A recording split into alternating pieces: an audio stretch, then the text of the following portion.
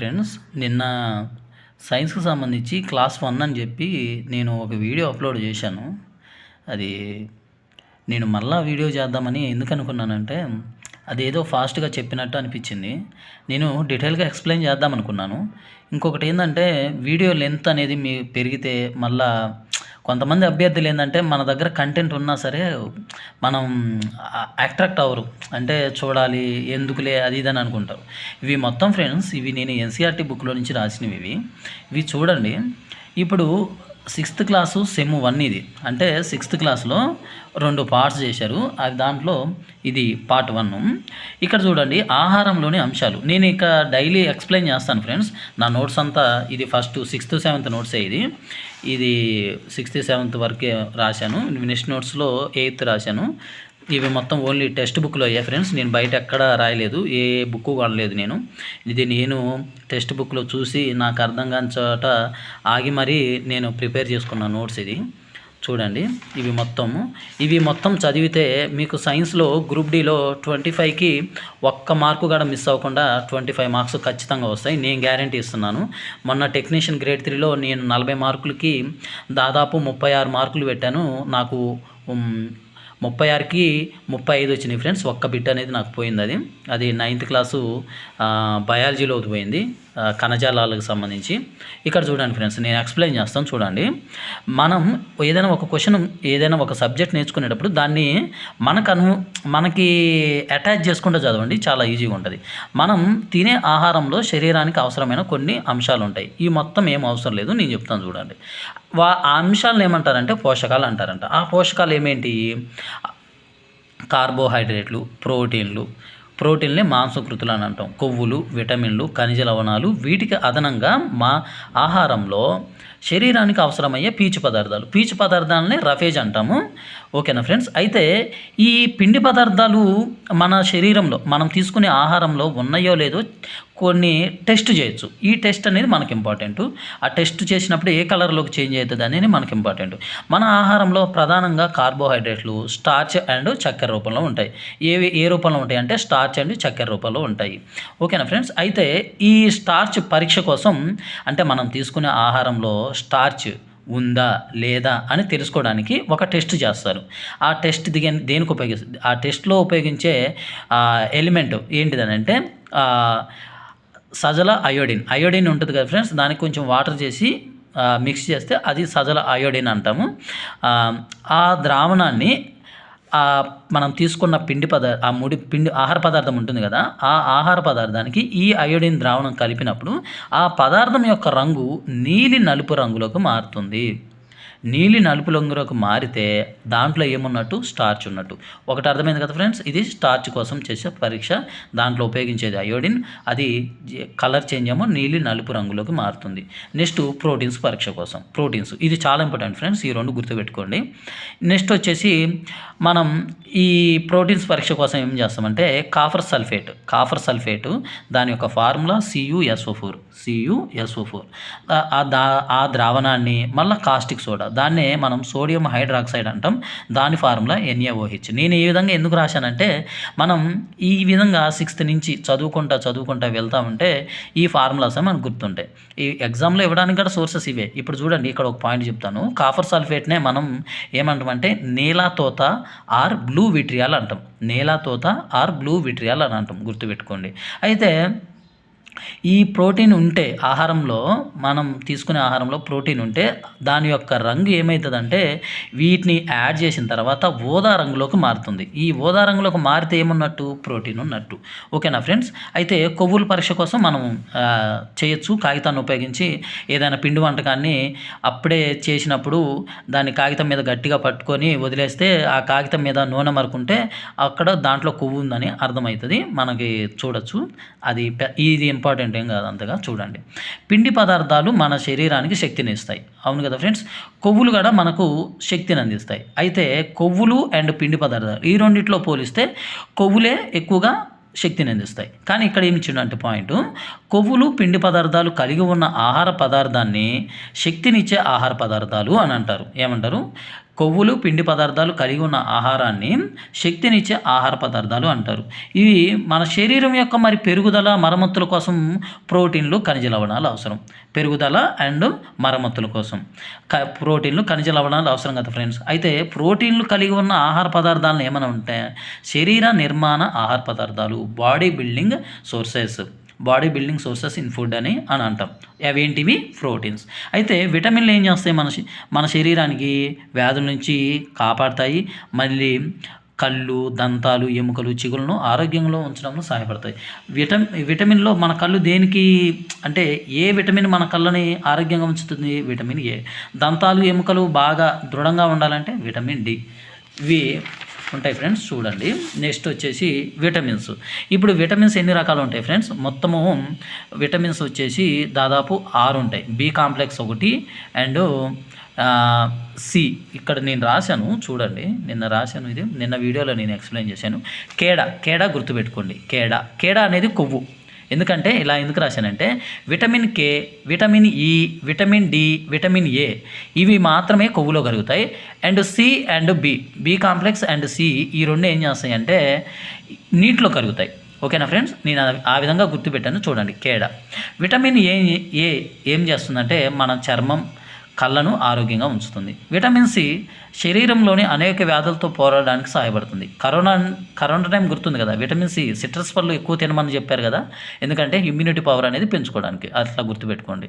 Vitamin D మన శరీరంలోని ఎముకలు, దంతాలు, కాల్షియంను ఉపయోగించుకోవడంలో సహాయపడుతుంది. ఇక్కడ కాల్షియం అని వచ్చింది కాబట్టి నేను కాల్షియం యొక్క అటామిక్ నెంబరు 20 అని రాశాను.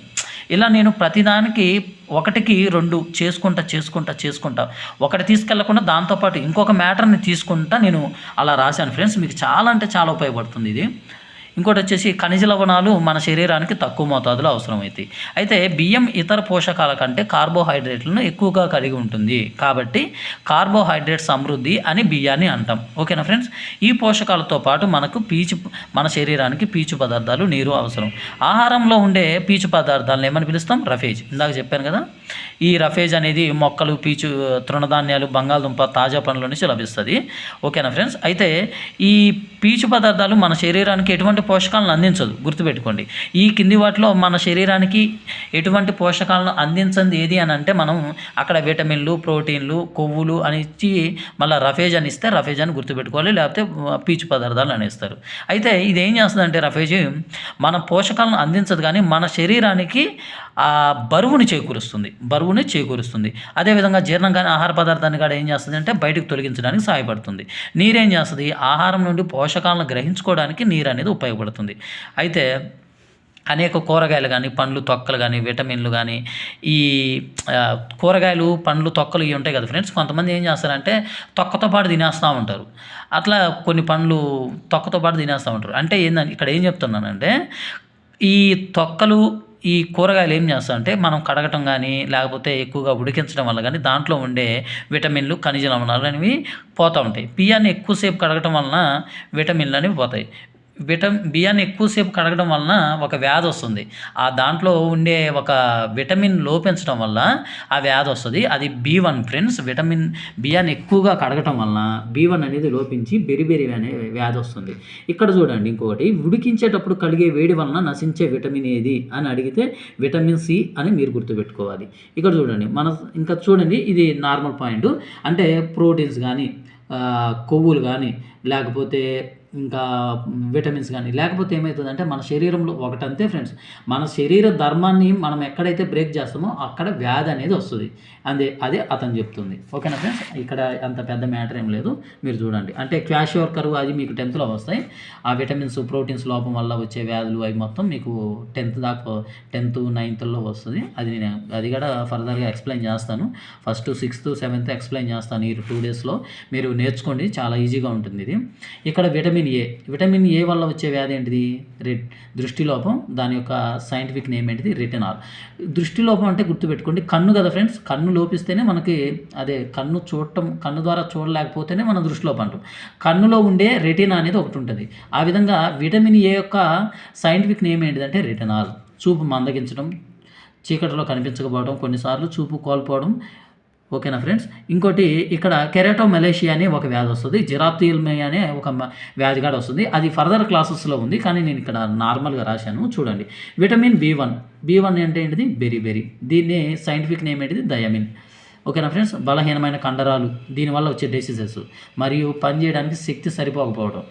ఓకేనా ఫ్రెండ్స్. ఇంకా విటమిన్ సి యొక్క సైంటిఫిక్ నేమ్ ఏంటిది?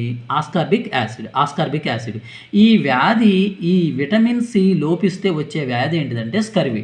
అందుకనే విటమిన్ సిని ఏమంటారంటే యాంటీ స్కర్వీ విటమిన్ అంటారు. పంటి చిగుల్లో రక్తస్రావం, గాయాలు మారడానికి ఎక్కువ సమయం తీసుకోవటం ఈ వ్యాధి యొక్క లక్షణాలు. ఇంకా విటమిన్ డి అంటే రికెట్స్. విటమిన్ డి లోపిస్తే వచ్చే వ్యాధి రికెట్స్. ఆ విటమిన్ డి యొక్క సైంటిఫిక్ నేమ్ ఏంటి? క్యాల్సిఫెరాల్. అంటే దీనివల్ల వచ్చే డిసీజెస్ ఏ విధంగా ఉంటాయంటే దాని సిమ్టమ్స్ ఎముకలు మృదువుగా అవ్వటం, వంగిపోవడం జరుగుతుంది.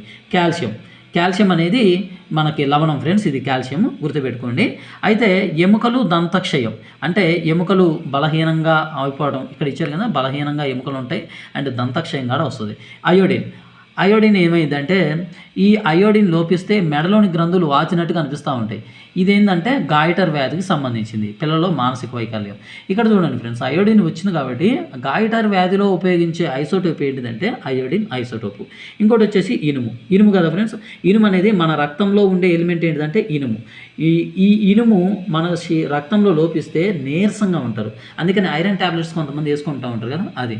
ఇక్కడ చూడండి ఫోర్టిఫైడ్ అని, ఇది ఒక మనం మూంగ్ దాల్స్ కానీ లేకపోతే కొన్ని కిరాణా షాప్లో కొన్ని మనం ప్యాకెట్స్ తీసుకునేటప్పుడు కానీ దాని మీద FSSAI అనే ఒక ప్రమాణం ఉంటుంది. అంటే దీని అర్థం ఏంటంటే ఆ FSSAI అంటే ఏంటిదనంటే వరి, గోధుమ, నూనె, పాలు, ఉప్పు వంటి ప్రధాన ఆహార పదార్థాలు ఉంటాయి కదా ఫ్రెండ్స్, వాటికి కొన్ని విటమిన్లు కానీ ఖనిజ లవణాలను కానీ అదనంగా చేర్చి వాటి పోషక విలువలను పెంచడమే ఈ ఫోర్టిఫైడ్ FSSAI యొక్క ప్రధాన ఉద్దేశం. ఓకేనా ఫ్రెండ్స్. నెక్స్ట్ వచ్చేసి ఇక్కడ బిట్స్ ఇచ్చారు. రికెట్స్ అనేది దేనివల్ల వస్తుంది? విటమిన్ డి వల్ల. B1 దేనివల్ల వస్తుంది? బెరీ. విటమిన్ సి ద్వారా వచ్చే వ్యాధి ఏంటిది? స్కర్వీ. విటమిన్ ఏ వల్ల వచ్చేది ఏంటిది? రేచీకటి. చూడండి ఫ్రెండ్స్, నేను ఇది ఫస్ట్ లెసను, ఇది అయిపోయింది. ఇప్పటి వరకు చెప్పింది 6th క్లాస్లో ఫస్ట్ లెసను, మహా అయితే ఇదిగో 12 నిమిషాలు పట్టింది. అయితే సెకండ్ లెసను ఇది ఏంటిదని అంటే ఇది పదార్థాలను వేరు చేయట. నేను ఇది నెక్స్ట్ క్లాస్లో చెప్తాను. మీకు ఒకవేళ నా ఎక్స్ప్లెనేషన్ కానీ నేను ప్రిపేర్ చేసుకున్న కనుక నోట్స్ కానీ మీకు నచ్చితే ఫ్రెండ్స్ చూడండి, ఫాలో అవ్వండి, చేయండి అన్న పర్లేదు, ఇలాంటివి వీడియోస్ చేయండి, మాకు మెయిన్గా కావాలి. ఇవి మొత్తం కంటెంట్ మాకు కావాలి. కంటెంట్ ఎప్పుడైనా గుర్తుపెట్టుకోండి ఫ్రెండ్స్, కంటెంట్ ఉంటేనే మీకు ఈ ఎగ్జామ్ అనేది ఈజీగా క్రాక్ చేయొచ్చు. నా ఉద్దేశం అయితే అదే. మీరు ఏదో బట్టి చదివారనుకోండి, ఇప్పుడు విటమిన్ డి వలన రికెట్స్ అనే వ్యాధి వస్తుంది, విటమిన్ డి వలన రికెట్స్ అని, ఇది ఇప్పుడు బిట్ ఇది. ఇప్పుడు విటమిన్ డి ఉంది కదా, విటమిన్ డి అనేది కొవ్వులో కరుగుతుందా లేకపోతే వాటర్లో కరుగుతుందా అనేది మనకు తెలిసి ఉండాలి. అండ్ విటమిన్ బి అనేది, విటమిన్ సి అనేది, విటమిన్ ఇవి మీరు బిట్లాగా చదవమాకండి ఫ్రెండ్స్. ఏదో ఒక బిట్లాగా చదివారనుకోండి, అంటే బెరీ వ్యాధి B1 లోపం వల్ల వస్తుంది అనేది అట్లా కాకుండా ఇది మీకు చిన్నదే. ఇది ఇలాంటి మీకు డెప్త్ అడిగితే మీకు ఇబ్బంది అవుతుంది. కాబట్టి మీరు కంటెంట్ నేర్చుకోండి. కంటెంట్ నేర్చుకున్నప్పుడు మీరు ఏదైనా సరే మిమ్మల్ని తీసిపోడు. ఇంకొకటి ఏంటంటే రైల్వే నోటిఫికేషన్లోనే ఏమి ఇచ్చాడంటే 10th క్లాస్ స్టాండర్డ్ అని ఇచ్చాడు. వాడే ఇచ్చాడు కాబట్టి వాడు ప్రిఫర్ చేసేది ఏంటంటే ఖచ్చితంగా మీకు టెక్స్ట్ బుక్ రిఫర్ చేస్తాడు. టెక్స్ట్ బుక్లో నుంచి పక్కకి వెళ్ళాడు కాబట్టి టెక్స్ట్ బుక్ను ఫాలో అవ్వండి. మీరు ఫాలో అవ్వకపోతే నా వీడియోస్ చూడండి, ఈ మొత్తం నేను రాసినయే. మీరు అంతగా డౌట్ ఉంటే మీరు చెక్ చేసుకోండి. నేను ఇప్పుడు చెప్పింది ఆ టెక్స్ట్ బుక్లో ఉందో లేదో చెక్ చేయండి. ఇది కేవలం NCERT ఫ్రెండ్స్, NCERT సిలబస్ ఇది. నేను రాసుకున్నాను. ఇది నేను రాయడానికి దాదాపు 6 నెలలు పట్టింది. ఇది మీరు చూడండి. వీడియోస్ నచ్చితే ఫాలో అవ్వండి. ఓకేనా ఫ్రెండ్స్. ఇలాంటి వీడియోస్ కావాలంటే నాకు కింద కామెంట్ సెక్షన్లో కామెంట్ పెట్టండి ఫ్రెండ్స్. నేను కూడా ఈ వీడియోస్ చేస్తాను. మహా అయితే 2 రోజుల్లో ఈ 6th అయిపోతుంది. ఇది విత్ డయాగ్రామ్తో సహా వేశాను. నేను ఎక్కడ మిస్టేక్ అవ్వకూడదని, ఎందుకంటే నాకు టెక్నీషియన్ గ్రేడ్ 3లో 40 మార్కులు సైన్సే ఉంది. కాబట్టి నేను దాని మీద ఎక్కువ ఫోకస్ పెట్టి ఈ నోట్స్లు ప్రిపేర్ చేసుకున్నాను. ఇవి కూడా చూడండి ఫ్రెండ్స్, ఇవి మొత్తం నా నోట్స్. అవి మొత్తం సైన్స్, ఫిజిక్స్ కొన్ని అవి కూడా ఉన్నాయి. మీకు చూడండి, ఇవి మీరు క్లాసెస్ వింటే ఇంకా మీకు ఈజీగా అర్థమవుతుంది. ఓకేనా ఫ్రెండ్స్, థ్యాంక్ యూ.